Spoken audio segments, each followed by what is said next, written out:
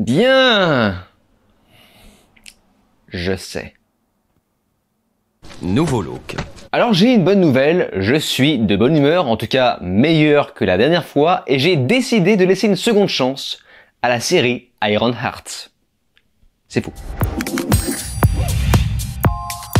Salut à tous, c'est Vin sur Plot Time et on se retrouve une nouvelle fois pour parler de la mini-série américaine du nom de Ironheart, showrunnée par la no-name Chinaka Hodge. Je crois que ça se prononce plutôt Chinaka. Bref. Alors, je ne vais pas revenir sur tout le contexte que j'ai déjà abordé dans ma vidéo précédente sur le même sujet qui a fait un petit buzz. Je peux en revanche simplement vous dire qu'il s'agit de la 14e série du MCU sur Disney+, et dernière de la 5e phase du MCU. Aujourd'hui, je me suis dit que j'allais apporter un nouveau point de vue à l'occasion de la sortie de la seconde moitié de cette série Marvel historique, et ce, le lendemain de mon anniversaire. Eh oui!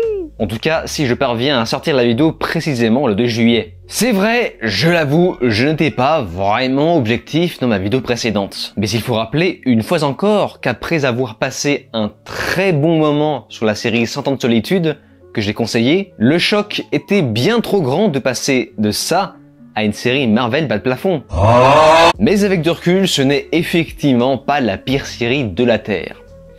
Le problème, c'est que, je suis désolé, de ce que j'ai vu jusqu'ici, ça reste la pire série de 2025. En tout cas, l'une des pires. Et je crains la ranger très haut dans mon classement personnel. Et c'est également peut-être la pire série Marvel aux côtés de chez Hulk, qui avait au moins ce mérite d'être marrant, enfin, en tout cas fascinant. Chez Hulk, c'était fascinant. Alors que là, Ironheart, c'est juste stupide et stérile. Donc, qu'est-ce que je suis censé dire à part que ça ressemble fortement à du gros caca? Certains m'ont reproché de m'être trop égaré dans ma vidéo, notamment en parlant d'autre chose comme la série 100 ans de solitude, mais c'est du temps de gagner. Vraiment. Car ça me permet de vous recommander à côté des choses bien meilleures. D'ailleurs, tant qu'à faire, je vous recommande une autre série que j'ai enchaînée par la suite, Mobland, que vous m'avez tous conseillé. C'est sorti cette année sur Paramount+, un petit thriller en 10 épisodes simples et efficaces, avec des épisodes plutôt courts de 40 minutes. Qu'est-ce que ça fait du bien. On n'a pas besoin de 1 heure à chaque fois. 40 minutes, quand c'est bien écrit, c'est parfait. Et Mobland est une série parfaitement écrite. Chaque épisode est meilleur que le précédent. Bref, je vous laisse savourer tout ça. Et c'est pas mal pour relâcher la pression après une série plutôt dure à regarder, comme 100 ans de solitude. De toute façon, sachez que je parle de tout ça sur mon Patreon. En effet, j'ai sorti un gros podcast vidéo où je parle de la dernière saison de Andor, parce que vous m'avez réclamé plein de fois que j'en parle. Et bien voilà, c'est fait. Je suis désolé les gars, hein. Le discours de Mon Mothma, c'est et les filles. De 100 ans de solitude, mais également de Mobland. Alors certes, c'est réservé aux souscrits, mais je rappelle encore une fois que ces vidéos sont bonus pour remercier les gens qui soutiennent ma chaîne. Bref, tous les liens se trouvent en description et en commentaire épinglé. Trêve de bonne série, passons maintenant au gros caca. Je plaisante. Laissons-lui une chance. Encore une fois. Ironheart, une série sur l'héritage d'Iron Man qui ne parle quasiment jamais d'armure de fer, de construction, de dépassement de soi. Ça va juste parler d'un sujet complètement différent qui est la magie.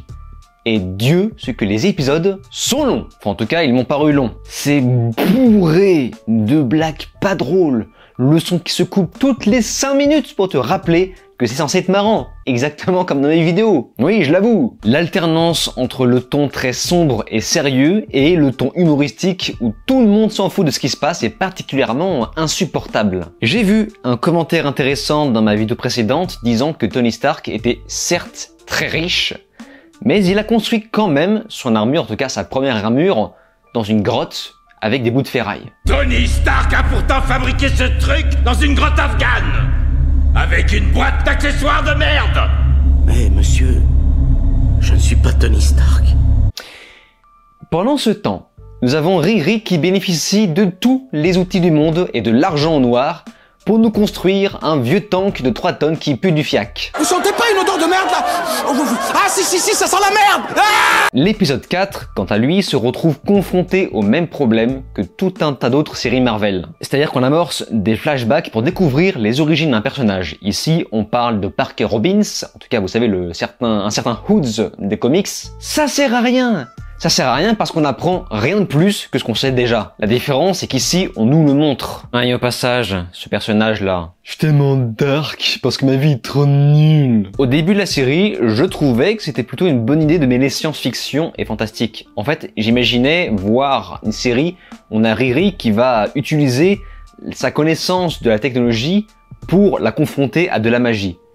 Pas du tout. Plus la série avance, plus ce mélange n'a aucun sens, pour ne pas dire contre-productif, car Riri n'utilise presque jamais sa prétendue intelligence technologique pour battre l'antagoniste de l'histoire. Et on développera un peu plus dans un instant. Toujours dans l'épisode 4, alors je le reconnais, l'Arial devient potable pour ne pas dire correct. Il y a même parfois de bonnes idées de découpage et de montage qui contrastent avec le caca de la première moitié. Il faudrait juste, et ça c'est personnel, il faudrait juste rappeler à Disney+, que le cinémascope ne doit pas être un format qu'on impose à des créateurs. C'est au contraire au créateur de choisir le format d'image le plus adapté à son style, en tout cas à l'histoire qu'il cherche à raconter. Car ici, ces espèces de grosses bandes noires m'ont paru vraiment étouffantes. Enfin bien, je sais pas, on n'est pas au cinéma. Mettre des bandes noires ne rendra pas ton film plus quali. Bref, on revient à ce que je disais tout à l'heure par rapport à la confrontation entre la magie et la technologie, qui finalement ici n'existe pas.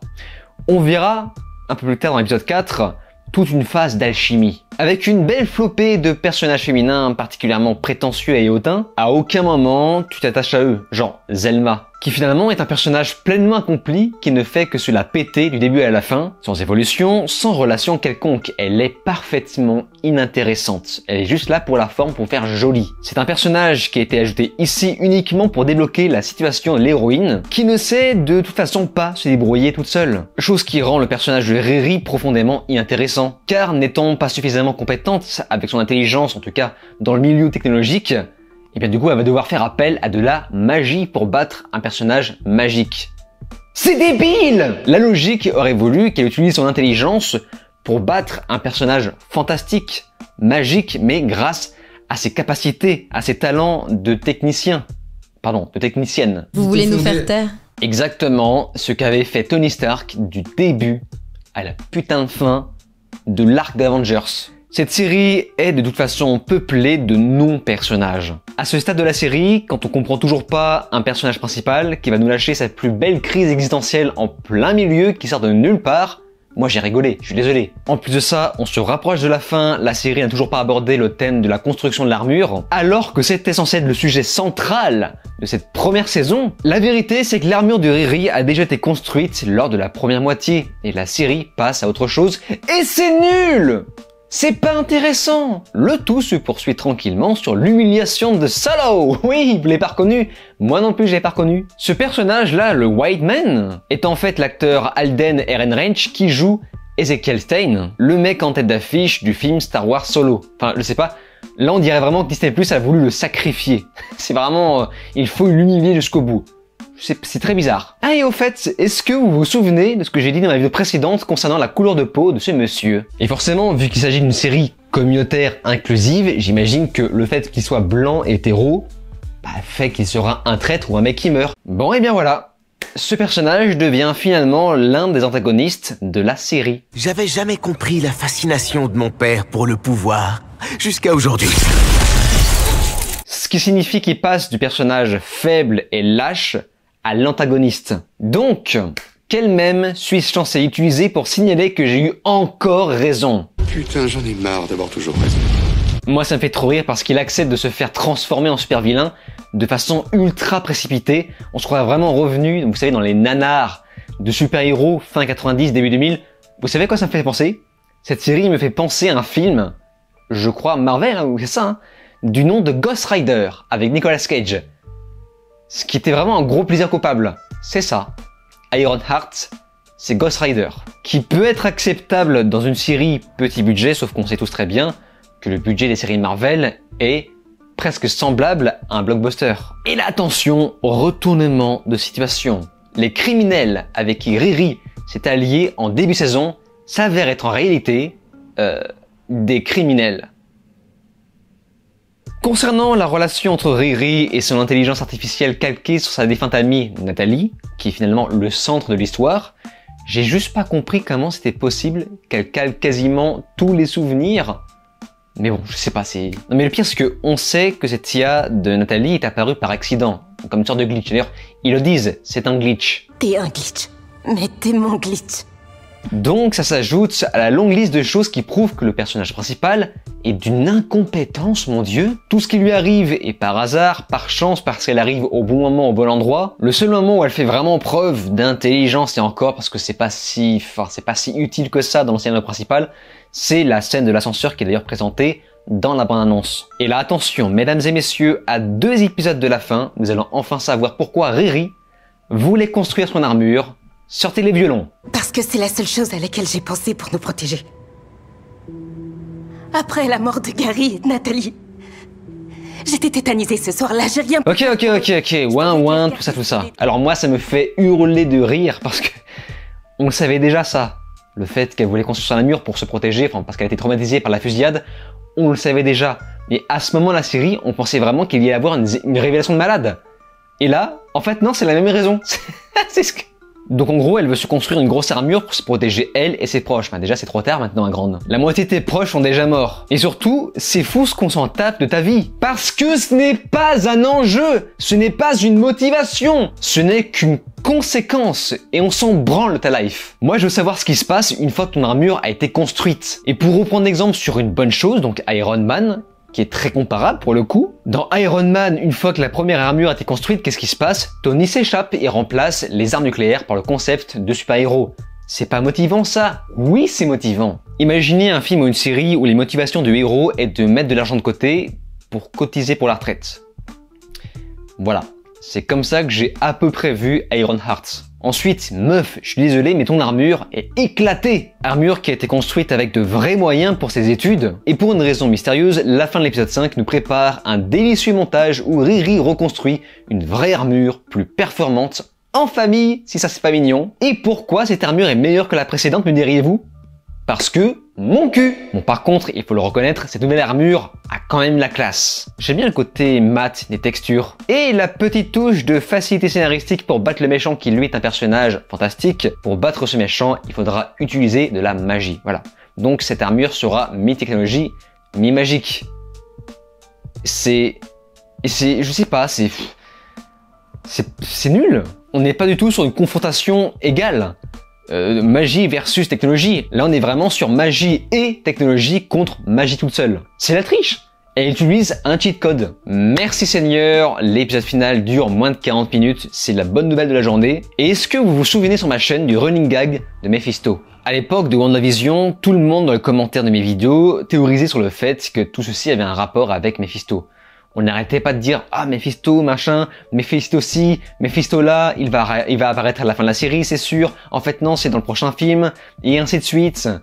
Et enfin, ça y est, on voit l'apparition de Mephisto. Et aussi curieux que ça puisse paraître, c'est dans la série Ironheart que Marvel se décide enfin à nous mettre ce méchant en scène, incarné ici par... What the fuck, Sacha Baron Cohen qui s'est complètement paumé, mais pourquoi pas? Et je sais pas si c'est moi, mais il est pas un petit peu pourri, ce flashback d'introduction? C'est-à-dire que tu vois Parker Robbins serrer la main de Mephisto et Terminus. Bref, affrontement final entre Ironheart et le White Man qui s'est fait vaincre en se faisant... émasculer. C'est pas une blague, hein, au cas où l'humiliation n'avait pas suffi.